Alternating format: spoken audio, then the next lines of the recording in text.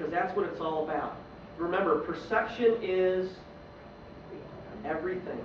Perception is everything. And that's why this message is so countercultural. It was actually countercultural back in the days of the apostles. Does anybody here know Romans chapter 12, verses 1 and 2? Anybody got it memorized? Offer your bodies then as living sacrifices. And in verse 2 it says, don't conform any longer to the pattern of this world. So even then, the Apostle Paul was dealing with people who wanted to still live according to the pattern of this world. But he says, do not be conformed any longer to the pattern of this world, but be transformed by renewing your mind. In other words, step outside of the culture and allow yourself to see things differently. And by doing so, your mind will be transformed. Then, and only then is implied here, then and only then will you be able to test and approve what God's will is. You hear it all the time. Mark, would you pray for me? I just really want to know God's will in this situation. Pastor Harv, will you pray for me? I'm really seeking God's will. But the Bible tells you right here, if you want to know God's will, look at life from a perspective that's countercultural. And then your mind will be transformed, and then you'll be able to test and approve what God's perfect will is. Now the reason this is here is because Paul is setting up an argument that's countercultural. So if we go down to verse 14, we understand why we're supposed to change the way we view the world. He says in verse 14, bless your enemies, no cursing under your breath. Laugh with your happy friends when they're happy, share tears when they're down, and get along with each other. Don't be stuck up. Man, if I had a nickel for every stuck-up Christian I knew, I wouldn't have to work for the fire department anymore. Don't be stuck up. Get along with each other. Make friends out of nobodies with nobodies, and don't be the great somebody. He says, don't hit back. Discover the beauty in everyone. It's no mistake that he put those two phrases in the same sentence. Don't hit back. Discover the beauty in everyone. When somebody hits you, discover their sacred humanity. And don't hit back. If you've got it in you, like Lance, get along with everybody. Don't insist on getting even. That's not for you to do. I'll do the judging, says God. I'll take care of it. And then he says this. He says, our scriptures tell us that if you see your enemy hungry, go buy that person lunch. This is tangible, okay? This is not just a mindset. This is tangible. If you see your enemy hungry, go buy that person lunch. Or if he's thirsty, get him a drink. Your generosity will surprise him with goodness. Don't let evil get the best of you. Get the best of evil by doing good. Now that's powerful. That's life-changing and world-changing if we all chose to live that way. Discover the beauty in anyone if, and probably mainly because, they're opposed to you or angry with you. No getting even. That's not your job. The pattern of the world is definitely an eye for an eye and a tooth for a tooth. It's funny how people who don't even like church, don't even read the Bible, know about this verse. You know, when they go to get even, they say, hey man, don't preach to me because the Bible says an eye for an eye and a tooth for a tooth. They know that verse, but they don't know about this. That if your enemy is angry with you, go and buy him lunch, or if he's thirsty, get him something to drink. They want to use stuff. They don't understand the purpose, but we do. So the pattern is different. The pattern is godly, not worldly. Anybody opposing me right now? This is hard stuff. But like I promised you at the beginning of the sermon, if you begin living this way, the payoffs are going to be incredible for you.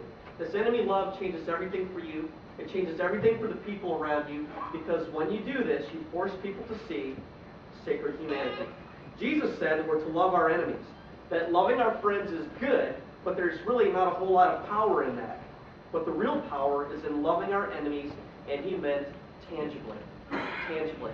Now, if you haven't figured it out already, there is a place to write notes in your bulletin, okay? I'm going to give you 7 strategies, because I really couldn't leave you hanging today and just talk about meeting the needs of your enemies without at least giving you something.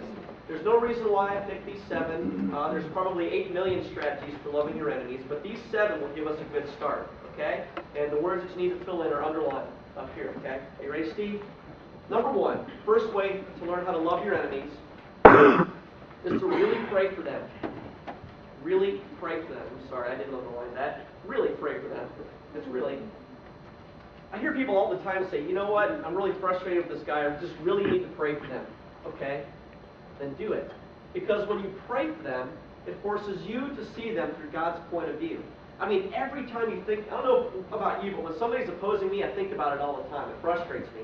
And when my skin starts to crawl, that's my cue to really pray for them. Number 2, observe them and try to discover their motive. I said observe them, don't stalk them, okay? Don't go outside their house with binoculars trying to figure out what they do when they're home alone. But observe them when you're around them, whether it's at work or in the neighborhood or whatever. Observe them and figure out what the real problem is. Why do they have a problem with me? Maybe the problem is me. I don't know. But try to figure out what the real problem is. Number 3, Ninja Coffee. Anybody here heard of Ninja Coffee? Okay, it's not a brand of coffee. What I mean by Ninja Coffee is when this person gets up from their desk to go to the bathroom, go to the break room, make them a coffee just the way they like it, and ninja it on their desk, run back to your desk so they don't know who put the coffee there. You can ninja anything. You can ninja coffee, you can ninja gift cards, you can ninja greeting cards, you can ninja wrapped gifts. But the idea is secretly blessing the person so they don't know who it was that blessed you. And it's really not so much for them anyway. It's really for you. It's to cleanse your heart by meeting their needs tangibly. The next one is openly promote them, or positive gossip. What I'm talking about here is whenever you're around your colleagues or your friends, talk really good about that person who's opposing you. Say good things, not bad things. If you say bad things about them, you're just following the normal pattern. Somebody's hurting you and you're talking bad about them. That's what they're doing. But we have to do things differently. Man, did you see what he did? That was a really good presentation he did. This is going to blow your colleagues away. Why are you talking good about him? He hates you. I thought you hated him. No, he did a really good job. Okay? The next one is just like it. This one is personally promote them. You know, whenever they do a presentation, they write a report, or they say something that's good, man, you pat them on the shoulder and say, man, nobody could have done that like you. Great job. That will just put a big question mark over their head. Why is this person being good to me? Why are they being good to me? Number 6, receive every encounter with them with absolute kindness. With absolute kindness. I believe this with all of my heart. If you have an enemy, probably God has allowed that relationship to develop. Probably God allowed that enemy to become a part of your life so that you can be the agent that shows them God-like grace. So that you can be the one who recognizes every encounter as a divine encounter with that person and show them absolute kindness and Christ-like grace. That's your job. Isn't that what Jesus did? He showed Christ-like or God-like grace to a lot of people who were opposed to him. This is one great way to become Christ-like. And the next one is forgive and understand. Just forgive and understand. All right? Now somebody here is thinking to themselves, yeah, I don't know. Why should I change how I'm doing things? Why should I change how I treat my enemies? Why should I change how I do things at work around my colleagues? Why? Well, the answer is simple. Because you don't know everything. You don't know everything. The world is full of mysteries that you can never understand or comprehend throughout the course of your life. What's going on in a person's life and what's going on in a person's heart, you don't know.